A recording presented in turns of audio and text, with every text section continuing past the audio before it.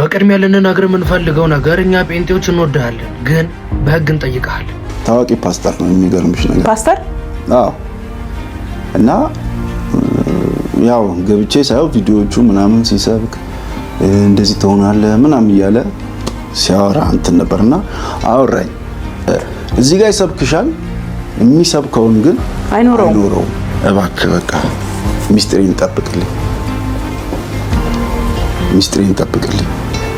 በጌታ ምናምን አለኝ። ኧረ በጌታ በደንብ ኮፒ ሊንክ አድርጉልኝ። ያው ይገባቸዋል ነገርየው ምን እንደሆነ። ኮመንት ላይ ግቡና እንወድሃለን ብላችሁ ጻፉለት። ይመስለኛል አንተ ሰው በደንብ ስማኝ። ይመስለኛል ያወራው ነገር በህይወትህ ያለፈ ይመስለኛል። ከዛም ደግሞ ትችት ቢቀርብበትም ቢሰደብም የተለያየ ነገር ቢወራበት በምህረት የሚያልፈው ህዝብ ጴንጤ ስለሆነ ጴንጤ ላይ ነገርየውን ብታጠለሽ ወይ ደግሞ ጴንጤ ላይ ብትለጥፈው የጴንጤ ማህበረሰብ ያልፈኛል ብለህ ያደረክ ነው የሚመስለኝ። እኔ እንደዛ ነው የሚመስለኝ።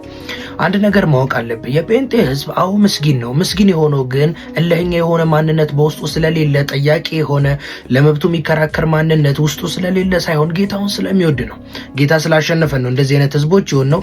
በየጊዜው የምንሰደብበት ምክንያት ያው ለመብታችን የምንሟገት አይነት ሰዎች ስላልሆንን ነው። ያ ደግሞ በጌታ ስለሆንን ነው።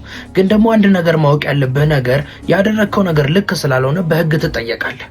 ይሄ እውነታ ነው። ከዛም አልፎ ግን እንወድሃለን ለምን እንዳልኩ ልንገርህ። እኛ እንደዚህ አይነት በደል ውስጥ ገብቶ የተለያየ ነገር ያደረገን ሰው አይደለም ሰው የገደለብንን ቤተሰባችንን ያጠፋብንን ሰው እንኳን እስከ መማር የምህረት ልብ እግዚአብሔር በእኛ ልብ ውስጥ አስቀምጧል። ለዛ ነው እንወድሃለን ያልኩህ። እኔ ስገምት ስጠረጥር ካየሁት ነገር አንጻር የተሰማኝ ነገር ምንድን ነው? አንተ በዛ አይነት ሁኔታ ውስጥ በዛ አይነት ነገር ውስጥ ያለ ይመስለኛል። እናም ጌታ ይወድሃል። ካጠለሻቸው ስማቸውን ካጠፋሃቸው ህዝቦች መልሶ የሚሰጠው ፍቅር ነው። ከኛ በሰጠህን መልኩ ደግሞ ላንተ መልሰን የምንሰጠው በቀልም ሆነ ክፋት የለንም። እንወድሃለን። ካለህበት ነገር ግን ሊያወጣህ የሚችለው ጌታ እንደሆነ ልነግርህ እወዳለሁ። ኢየሱስ ይወድሃል። ጌታ ይወድሃል።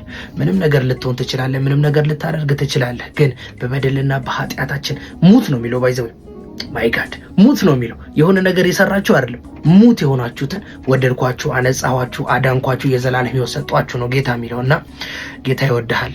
ማምለጥ ትችላለህ፣ መዳን ትችላለህ። እኛ የሰደብከን ያጠለሸን ህዝቦች ደግሞ መልሰን ላንተ ፍቅር እንሰጣለን። ለምን? ፍቅርን ያገኘነው ፍቅር ከሆነው ክርስቶስ ስለሆነ። እንወድሃለን።